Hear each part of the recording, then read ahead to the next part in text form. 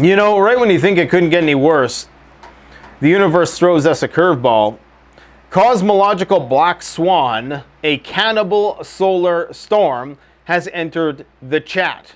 As you can see on this animation here, this is what's going to happen in the next few hours. We are going to see the cumulative effects and the compounding effects of what they're calling a cannibal solar storm that is going to rival the Carrington event that happened nearly 165 years ago and could potentially cause blackouts. It could cook power grids. It could cause radio communication disruptions, disrupt satellites, disrupt navigational capability. And that is problematic because, of course, we are in multiple wars on multiple fronts, and this raises the risk factor that accidents could potentially happen, or that one side may take advantage if one nation involved in those conflicts' power grid is compromised in any way.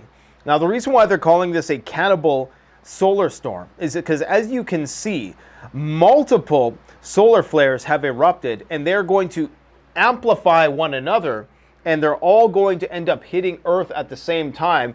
And the amplified effect could potentially induce such high currents in our long high voltage transmission lines and our transformers that it could potentially fry those transformers in anything that is connected to that power grid. Okay, so this is the time when, if you know, and we're going to know in the next half hour here, probably by the time this video is uploaded, whether or not this is going to be that serious. This is going to be taking place all throughout the weekend. You're going to see some insane aurora borealis tonight.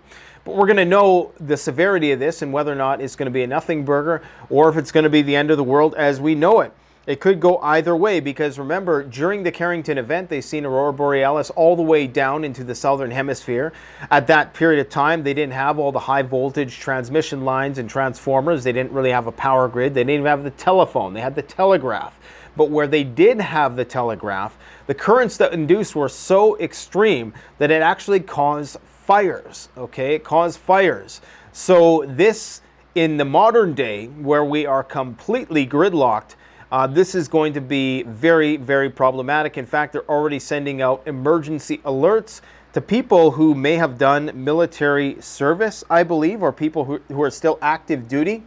Let me know if you can corroborate that in the comment section below. I will show you one of those messages in just a moment. Well, this is the message that is being sent out from DOD Alert Eastern Region. Today, we are closely tracking a rare geomagnetic storm that may disrupt essential services. Possible disruptions include power, GPS, vehicle telematics, and internet. To prepare, keep a flashlight and extra batteries on hand. Flashlight on batteries, as Rob Bauer of NATO would say. Avoid electronic devices during the storm. And what they're referring to primarily is ones that are plugged into the grid, not the ones that are air-gapped, so to speak. Not in terms of the network, but just in terms of not being directly connected to your home. You don't have to worry about the Faraday cage. That's not going to help you in this situation.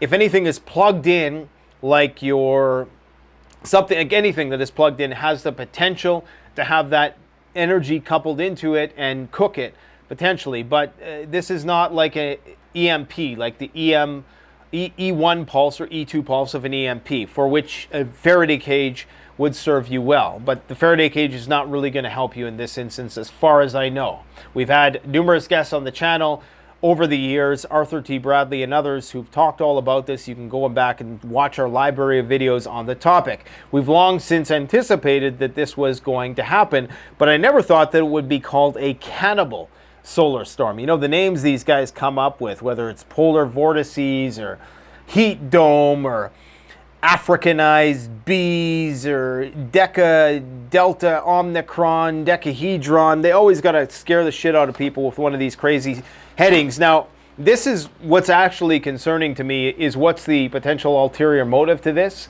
Because, of course, as I originally indicated, we could potentially see one nation who's involved in a conflict exploit this situation if it has a disproportionate effect around the world.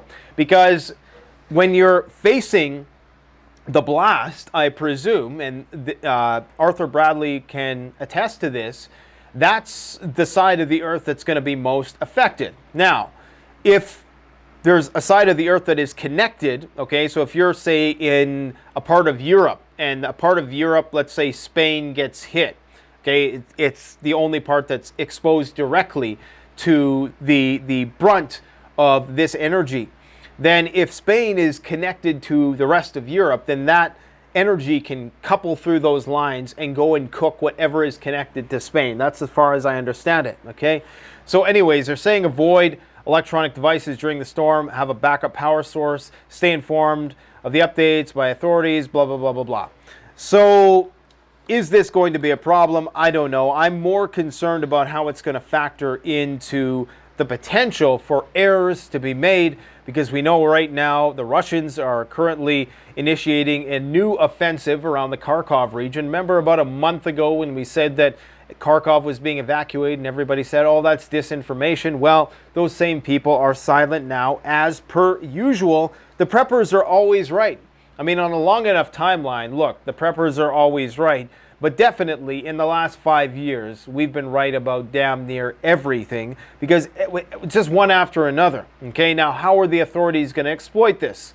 We've talked about on the channel before how they can potentially mitigate this problem by shutting the power grid down. That would potentially limit the amount of energy that was compounded in the system and potentially not fry the grid. However, if the amount of energy that is induced in the grid is more than the grid can bear anyways, it's not going to matter whether we power the grid down or not, and we're likely not going to power the grid down, let's face it, or the one of the 3 grids that is in the North American continent, because namely for economic reasons, for national security reasons, for just reasons of practicality, it's just implausible, okay? But this could be the one cosmological black swan that some rogue state decides to exploit to its advantage. I mean, could you imagine if the North American continent was blocked out, but Russia and Chinese were still running on all engines and their power grid was unaffected? I mean, that would put them in a very advantageous position where they might be enticed to do some sort of preemptive nuclear strike, which is what Russia is coincidentally talking about updating their nuclear doctrine to allow for a preemptive nuclear strike. Now, right now, we are approaching the peak of this solar cycle. In the past, they've been far more extreme. In fact, the sun's energy is being reduced. It's not increasing as we speak. So all those people who are saying, it's just the sun that's causing the planet to have record temperatures and causing Mexico in the last few days to see absolutely terrifying temperatures, record temperatures, wildfires are starting up, you know, all the usual stuff. It has nothing to do with the sun. Solar radiance accounts for sub 5%, and that is scientifically proven. All I'll say with respect to this is something that it's probably too late for you to prepare for. If it goes down this weekend, you're pretty much screwed. Basically, when I say you're screwed, if this is the worst of worst case scenarios, what we're talking about here is transformers getting cooked, and in order to fix those transformers, it could potentially take years. Now, that is the worst case scenario. Do I think that's going to happen per se? Is it possible that it happens with the amplifying effects of this Cannibal solar storm? Yes, it's possible, but again, I think it's still unlikely that that's going to be the case. So don't worry about it. We'll ride this one out, but they are sending out emergency alerts, which is interesting. If anything, we are going to see some pretty cool aurora borealis. People who've never seen the Northern Lights before are certainly going to see it tonight.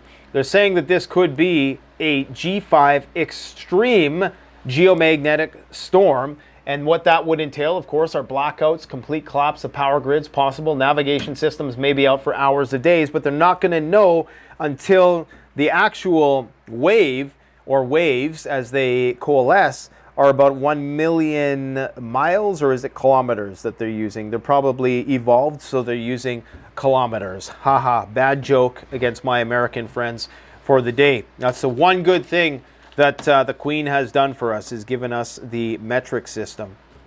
But, or is it the Queen who gave us? No, I guess it was science. The Queen gave us the imperial system. I don't even know. I don't really care. There's better things to concern yourself with. Anyways, coronal mass ejections and EMPs, nationwide blackouts. This was 2 years ago. This was just one of a litany of videos that we've done on the topic. Again, we've had all kinds of experts on to talk about this. This one is pretty in-depth. It tells you what you need to do to prepare for it. I guess it's too late. If it happens, we're all screwed.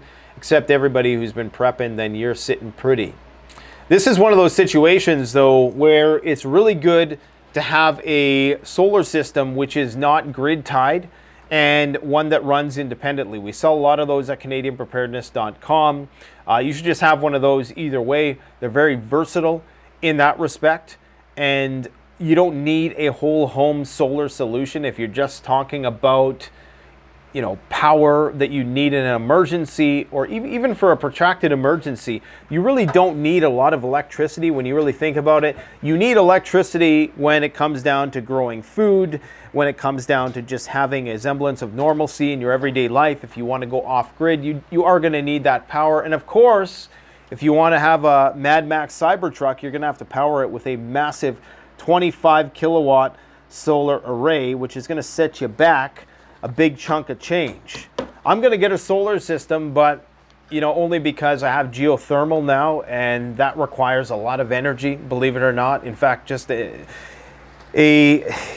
impractical amount of energy, really, when it comes down to it, if it's not done properly. And mine wasn't done the greatest, so we need energy for geothermal, we need energy to run the well pumps, so you need energy for a lot when you're on a homestead. I don't know if I can really call it a homestead yet. We'll just call it the acreage for now. Eventually, we hope it to be a closed permaculture type system. And of course, just for running all kinds of things, growing food, electricity is most certainly going to come in handy. Wherever you have electricity, you can grow food. Doesn't matter where it is or what planet it's on. If you have energy, you can pretty much do anything. So as I indicated, just to summarize, we may well see some lower intensity effects on radio communications, high frequency radio propagation, satellite navigation systems such as GPS may be degraded or inoperable, which of course is going to have implications for the wars that are raging right now. Spacecraft, it's going to induce currents in the power grid potentially, which could cause blackouts and potentially permanent damage. Now, this is an interesting story here. Let me see if I can find it. As you guys know, or as you probably heard, if you're in the know, Russia is currently in the process of starting a new offensive in and around Kiev, it would appear. And that means that there's massive evacuation. It's not Kiev, Kharkov. Kiev is next, depending on who you talk to. Now, let me see if I can find these notes. I thought I had them here somewhere. Let me see here. Let me see. It's about a Polish minister of defense who basically said, have your bug-out bags ready to go. Oh yeah, here we go. The Polish Minister of Defense packed an alarming suitcase. Now, this is in a direct English translation. This is Russian to English. The Polish Minister of Defense packed an alarming suitcase, which is basically meaning a bug-out, you know, something that you would use in the case of an alarm, and advised the Poles to follow his example. But he also said some other things that raised some eyebrows. Polish Defense Minister Władysław Kosiniak-Kamysz shocked his compatriots with the message that he had long ago, packed an alarming suitcase, a bug-out bag, and was ready to evacuate from the country at any moment. Okay, from the country, not from his city. He's just going to jump and leave town. This is the Polish Minister of Defense. Now, I don't know if this is just a bad translation. Maybe it's just this news firm being sarcastic. That's possible. But anyways, he says the politician advised the Poles to also collect some food and the most necessary things. The minister did not stop there. He said that the Training with Troops program will start in Poland in the near future. As part of it, as once in Ukraine, Poles will be taught how to handle weapons and how to behave during shelling and missile attacks. So they're already offering training seminars to the general public, the same thing that the military gets. There is now a awareness campaign for nuclear prevention, for nuclear preparation, for all CBRN threats. They have these cute little animations that are universally recognizable that show you what to do in the case of a nuclear detonation, okay? As once part of it, as once in Ukraine, Poles will be taught how to handle weapons and behave during the shelling and missile attacks. He also said that Poles will be familiarized with alarm signals and gathering places for evacuation. So maybe that's what they're referring to. He didn't mean evacuate the country, even though that's what it says. Journalists asked the minister how the preparation of defensive lines near Belarus was going. To this, the politician said that he has a clear plan. So they are building massive fortifications along the border with Poland and Belarus, as well as near Kaliningrad. Okay? Big news, guys. Just stay ready. We have more attacks on oil depots inside Russia using ATACMS. Yes, you heard correct. United States ATACMS missiles have now been used to target oil depots inside of Russia. Okay? So this is why the Russians are running their nuclear drills and talking about changing their nuclear doctrine. And if they're talking about it, that means it's already a foregone conclusion. They've already changed it. You need to stockpile food. When I did that video yesterday, I was 100% sincere. And honestly, I don't think that I did the topic justice. Unfortunately, I'm not at liberty to talk about what I know. And that's crazy. But just know that rich people are prepping, okay? And they're taking this very seriously. The most powerful, arguably the most intelligent in some respects, are preparing for society to completely collapse. I mean, we're talking about a geomagnetic storm here, a G5, which itself could put us back into maybe not the Stone Ages, but maybe like the post-Enlightenment at least, okay? And that is just one geological black swan.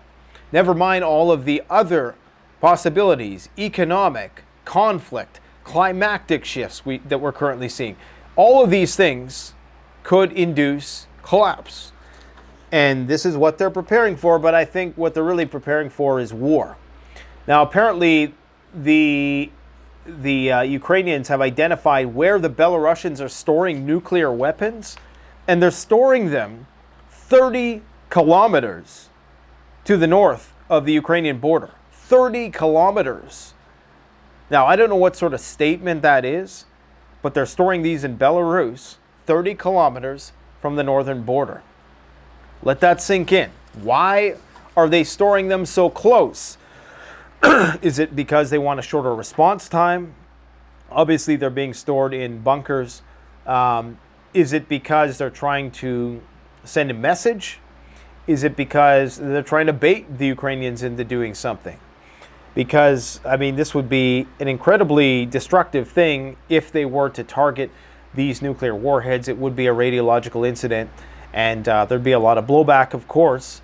I don't know why the Ukrainians would do it, but of course, Belarus is assisting Russia in its invasion in Ukraine, so I'm surprised that there haven't been more attacks on Belarus already from the Ukrainian side, but perhaps that's what Poland is getting ready to do. Again, just more footage of attacks on Russian oil refinery facilities. I don't know what the impact of these attacks are. Some are very deep into Russian territory, nearly 1,200 kilometers. Others are near the border, and others are in the annexed territories in Lugansk. You should also know that there are medical shortages in England that are beyond critical, pharmacists are warning. And this is why, if you can, capitalize on Jace Medical, guys. Get yourself an emergency supply of medication, because the government and their strategic medical stockpiles are not going to be able to meet the needs of the public when the supply chains get compromised. They do have strategic medical facilities in unmarked buildings throughout the country. Okay, it's called the Strategic Medicine Stockpile or something like that. And they have these buildings all around the country that you're not going to know what they are. And, you know, this is, if somebody ever wanted to go on an adventure, a little treasure hunt of sorts in terms of the government strategic stockpiles, they have these things around the country, whether it's oil, probably gold, probably ammunition, anything that you would need in the case of an emergency, but specifically medicine. They have warehouses full of medicine, but it's not going to be enough, and they're likely not going to have the transportation, logistical distribution system in place in order to get it to people who need it. So use Jace Medical. Go through the link in the description below. That's how you can support the channel and just stock up on antibiotics. You get to talk to a doctor. It's all legal.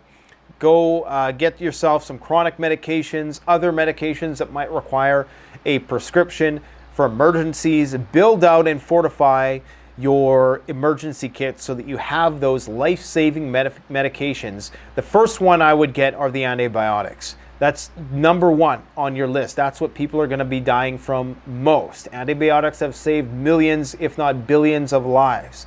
So make sure you get some of those while the getting is good, because England is the canary in the coal mine for that. They're struggling with a lot of issues with Brexit and pricing, and that's part of the reason, but it's also a general supply shortage around the world as a result of not only supply chains, but just prices going up, and of course conflict and these bottlenecks in the shipping corridors, and you name it, it's all factoring in.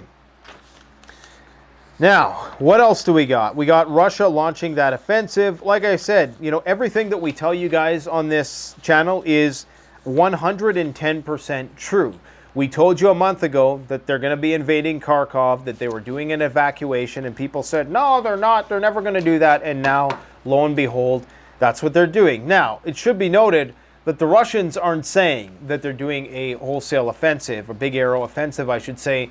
What they're not going to do is just send the military into the city. At least I don't think that's what they're going to do. If anything, they're going to try to get around it. They're going to try to break through the lines and try to do the, what do you call it, the cauldron style approach, where they cut off the city from resupply and they basically just force them to capitulate. That's what I foresee happening here. And Kharkov is just too big of a city. There's 1 million people there, or was 1 million people. I'm sure now that number has probably been halved, but I don't know, because you don't know. The fog of war is very thick right now, so we simply don't know. But something to be mindful of is that all of this, of course, is happening, and this is probably part of the reason why they have now pre-positioned those tactical nuclear weapons and these drills that are about to commence. Now, this is the thing. The drills, the tactical nuclear drills on the Russian end, haven't actually commenced yet, as far as I know. They're almost leaving it open-ended. They're going to be doing this. So the question becomes, when are they going to commence these drills? And is there a reason why they haven't commenced yet, and the reason why they've announced it, and the reason why they're going to commence it at a certain time? Are they going to commence these tactical nuclear drills when NATO makes its move in Poland, which it appears as though something is getting ready to go down? We've been talking about that for months.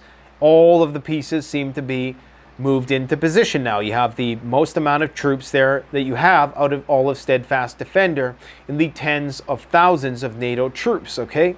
So it appears as though they're waiting for something to happen to really play that card, because when they do it, it might not be an exercise. It's going to be the highest state of alert. Belarus is already at DEFCON 2, their DEFCON 2 equivalent. I think once these tactical nuclear drills go live, we're actually going to see DEFCON 1, possibly nuclear war, at least limited use nuclear war, being imminent. Now, the Russians are, in fact, talking about altering their nuclear doctrine, okay? And Medvedev is claiming, and this is why that ATACMS attack on the oil depot today is so important, is that the aim of nuclear exercises planned by Russia is to work out the response to any attacks on Russian soil which the West has allowed Ukraine to carry out with the weapons it supplies. Any. So the aim of the nuclear exercises is to work out the response to any attack.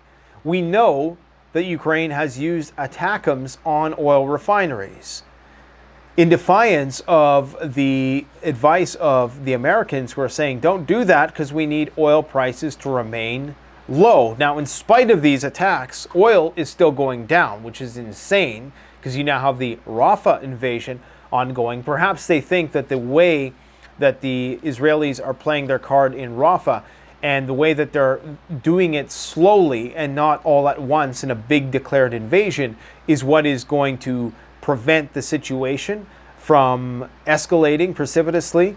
But I don't know, I think there's a lot of optimism priced into the oil markets right now, unless they just think the whole economic system is going to collapse and we're going to go into a great deflationary depression. That's a possibility as well. Talk with George Gammon today, and he had some very interesting thoughts on the matter. We're also going to be releasing part 2 of our interview with Rafi Farber, which in my opinion is even better than the first, which was great. And George Gammon offers some very unique insights next week on how you're going to be able to leverage silver and gold in a full-blown Mad Max survival situation. So you're not going to want to miss that one. There's a lot of dismissals from governments today. Lukashenko dismisses the chairman of the general staff of the Belarusian armed forces. They say it's because of age.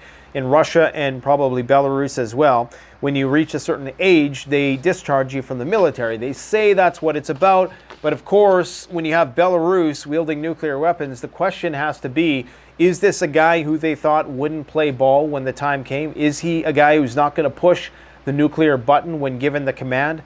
And they also did something very similar in Ukraine today. I can't remember the actual rank of the person who was dismissed, but it was it was a high up person, okay, high level officer who was canned today as well. Not uncommon, of course, in Ukraine, but still very concerning. As I recently expressed concern about Russia's altering its nuclear posture. Now, I must emphasize this, because this is different. People who are not keeping their eye on this stuff and watching for every minutia and all the different changes in the rhetoric, this is not going to seem relevant to you, but it is, okay? Russia has, for the first time ever, talked about changing their nuclear doctrine to allow for a preemptive strike. This is big, big news. Russia's recent decision to hold tactical nuclear weapons drilled is owed in part to increasingly escalatory stance of Western nations, according to Sergei Ryabkov. He pointed out, however, that Moscow's nuclear doctrine, which allows for the use of such weapons only when the existence of the nation is at stake, has not changed. Now, that's very ambiguous language. The Russians are going to use nukes when they feel they need to use them, regardless of any nuclear doctrine. That is purely for public consumption. But the fact that they are now posturing in such a way means that we've hit a whole new level of escalation, okay? On Monday, Russia's defense ministry announced that the nuclear exercises ordered by Vladimir Putin and involved the missile forces, the Air Force, and the Navy would take place in the near future. According to military officials, the drills are meant to demonstrate Moscow's readiness to ensure unconditional territorial integrity of sovereignty and the sovereignty of the nation. When asked by reporters whether Russia might revise its deterrent strategy, Ryabkov stressed that at present there have been no changes in this respect, but the situation is changing, and that they're going to have to do an ongoing assessment to determine whether the current deterrent strategy is adequate or not. We warn our adversaries that their escalatory course naturally forces us to take steps that effectively maintain a strength in deterrence and heighten deterrence measures. Whether it's a solar storm, economic collapse, or nuclear war, you need to prepare. Go gear up through the links in the description below, because I assure you, the smartest, wealthiest, and most powerful individuals in our society are doing that, and you should probably do what they're doing. Now, I'm not saying jump off a bridge if they decide to jump off a bridge, but it's a good bet that if the people who are in the inner circle know something big is coming, and I assure you they do, that's 110%. I swear on whatever God you want to worship, okay? Take whatever you want from that. If whatever God you want to worship, I swear on that God that the information I have heard confirms that beyond a shadow of a doubt, that this is what is happening. I just can't go into any details because I don't want to get myself or anybody else in trouble. So keep on prepping, folks. And let's see if this message even makes it out there, unless this Carrington event 2.0 takes us out beforehand. Talk to you soon.